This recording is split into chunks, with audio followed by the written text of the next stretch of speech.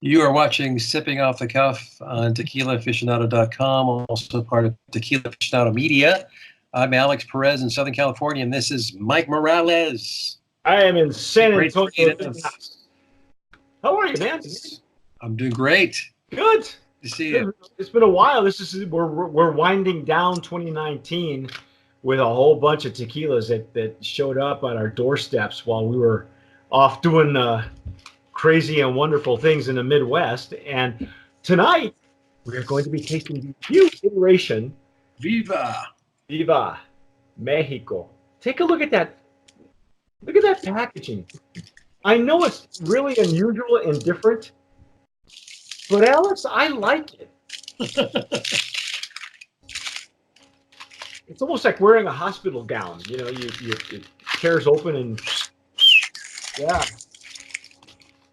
Yeah, that's cool packaging. I like the paper. I do too. I don't think it's agave paper. It doesn't feel like it. Feels like a really heavy tissue because they're doing a lot of printing on it. I think in our last when we looked at the Blanco, if you look at the watermark, that is the eagle that the original logo of Viva Mexico had in the background. Some of you who are big fans of NOM 1414, Feliciano Vivanco y Asociados, have probably had this tequila. You may have brought more than one home at a time. And when this is a retasting for Alex and myself, because in the past, he and I have tasted this version of Viva Mexico. This was going to be imported back 7 years ago by another brand owner in Houston, and it never made the shelves from what we've been told. In any case, that's what it was going to look like. And these are liter bottles, of course. And so Alex and I, you know, I don't think Alex at that time you had ever had Viva Mexico. No, I never had. You brought it up. Yeah, I had it in Mexico because in this distillery, it's a rather small distillery, but very, very efficient. And one of the tequilas that comes out of there, it's literally one of our favorites, but one of the tequilas that comes out of there is Siembra Azul. And there are others. Nobleza Azul, I believe, is still made there. Mañana used to be made there. A lot of small brands that are very beloved had their start there. But Viva Mexico is the flagship, and I'm just going to have to break the seal on this thing. I'm trying to save it, but you know, there's no way I can do that. Yeah, this is. What do we know about the Reposado, Alex? Does the information that you have, did it tell us how long it's being aged? Because it's really light. Yeah, it is. It is light. This is the Vivanco family. So it is 4 months in American white oak barrels. 4 months. So it doesn't spend a whole lot of time in the barrels. I have seen a version of their barrel room. I think depending on the brand, some brands have their own little shed or stable where they rest tequila on the distillery. I understand that Nobleza Azul at one time had their own silo where they would store tequila there. And the reason is Nobleza Azul, the young lady who owns that brand, her father is an agave grower, so they use her father's agave. Okay. But she was a big fan of the family, and they knew each other obviously. So she bought her own silo. So at one point, I'm not sure if that's still the case, but any case, this is Viva Mexico, the new version. The Blanco was as delicious as I remember it, and I'm not sure if Alex remembers it, but I told Alex, I said, you know, when we tasted Viva Mexico originally, I said it reminded me of a more tamer version of Cabeza, or I think when we tasted Cabeza, I said this tastes a lot like Viva Mexico, only higher ABV. Show people what I was talking about when So this is Cabeza. Cabeza. Tequila Cabeza will no longer be made. That's the sad news. But what was the ABV on that? On Cabeza, it was like 80 something, 80 Is 90. It was 90 something. 43%. Okay. So 86. 86. It was 86 ABV, and it was very familiar to me.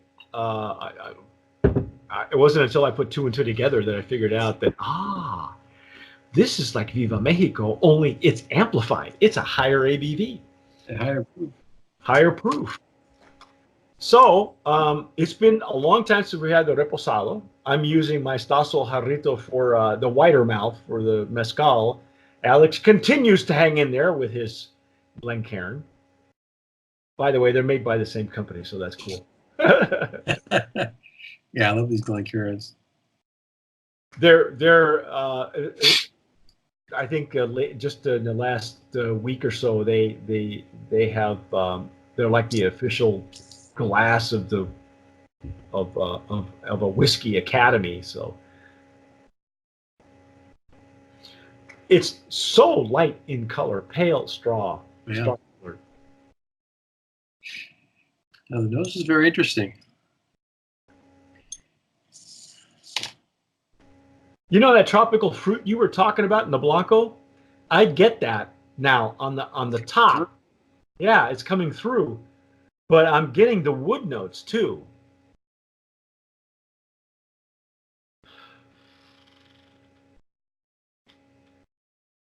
So yeah, you still get the tropical notes, tropical fruit, but also you're getting some type of a butterscotch or. I'm getting like baking Well, spices. Isn't there some kind of spiciness going on in there? And it's not, you don't have to dig very baking far. spices. Yeah, it's like it comes right up with you. It's almost as if the wood is bringing up the tropical fruit. It's almost like they're one is guiding the other.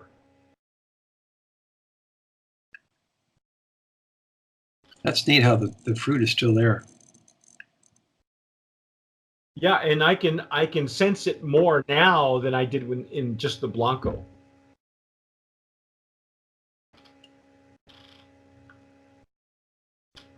Spice. I want to dive in. Let's taste it.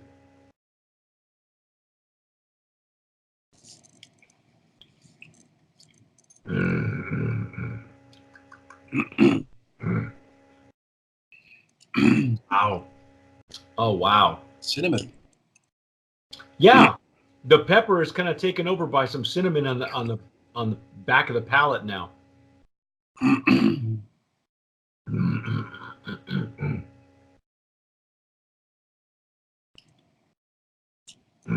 Again, a medium finish. Yeah, the finish is short to medium. There's more barrel notes, but like Alex was saying, for me it's a baking spice, and I think the baking spices they're marrying really well with tropical fruit, because now I can taste, now it's coming up right away. It's not like I have to dig for it or find it, because what I was getting originally from the Blanco myself was citrus notes. I was getting more citrus notes than tropical fruit in the Blanco, but you found that tropical fruit. Now I get it. Now I sense it here.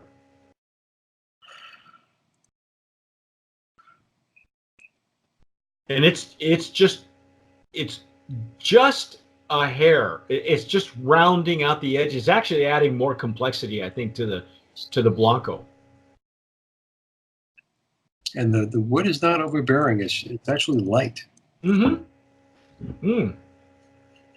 Look at how light the bottle is. The bottle just is not tinted either, so it's a. I mean, there's not a whole lot of difference between the Reposado and the Blanco. God, this is a solid tequila, man. We talked about this when we discussed the Blanco. It is made at Nome 1414. They're famous for using the Mozart method of fermentation. What that is they play classical music in the background while it's fermenting. The gentlemen, the chemical engineers who invented that process also are known for using champagne yeast, but it's open air fermentation, so the champagne yeast just gets it started. And if anyone's ever been to that distillery, I've been once. It is surrounded by citrus trees, and it's very, I don't know what it is about some distilleries that put out great tequila. Their distilleries are very peaceful and quiet, and they're almost like a refuge, instead of an industrial tequila sanctuary. Tequila sanctuary. Thank you. I agree. What are we saying? Are we going to go brand of promise nominee here?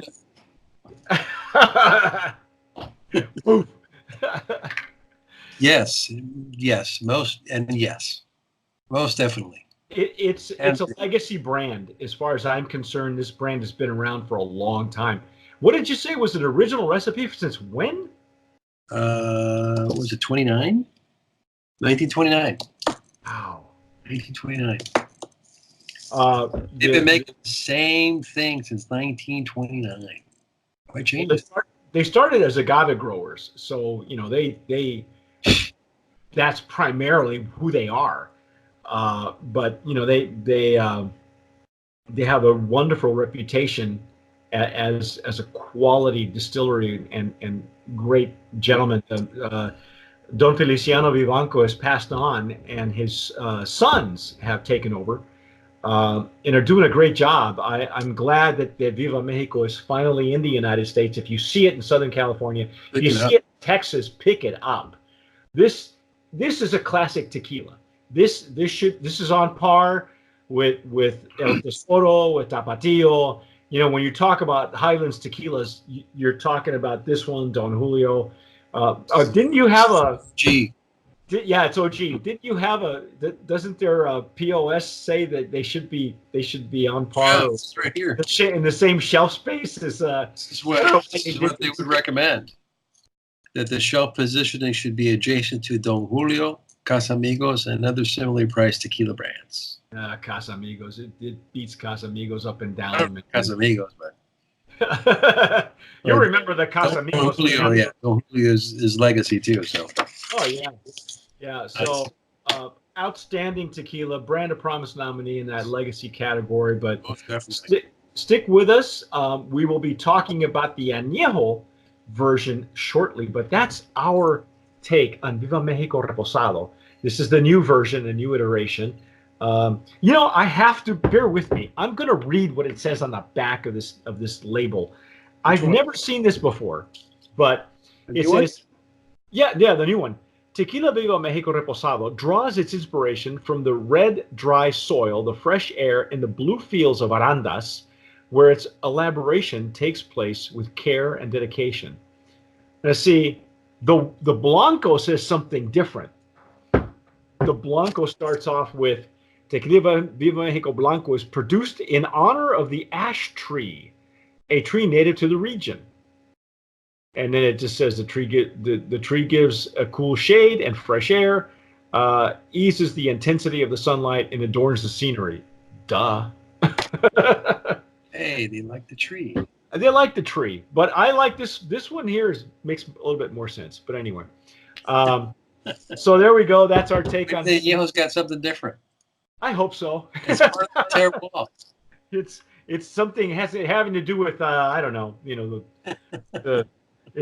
got the tree covered, we got the ground covered. I don't know what else. So we'll figure this out when we get to the Añejo. I'm Mike Morales here in San Antonio, and that gentleman out there is Alex Perez in Southern California. You've been watching Sipping Off the Cuff on Tequila Aficionado Media, tequilaaficionado.com. Let us know what you think, too. Give us your opinion. What do we do? Sign in, vote. Send us a Like- comment. You know, if like- you're listening to us on the podcast, you know, download it. We're on Spotify. We're everywhere. Why? We're on Spotify. Alexa, please play Tequila Aficionado. Is that we there yet? Yeah. Well, I have an Alexa. Do you have one? We actually, you can program it so that it picks up Spotify and it will play cool. whatever podcast that you are subscribed to. So yes, you can listen to us. Alexa, could you play Mike Morales' review of Viva Mexico, please? There's going to be two of them now. I want to hear her repeat that back. She'll go, "I'm sorry, I can't help you with that." Anyway, as Alex says, sip wisely.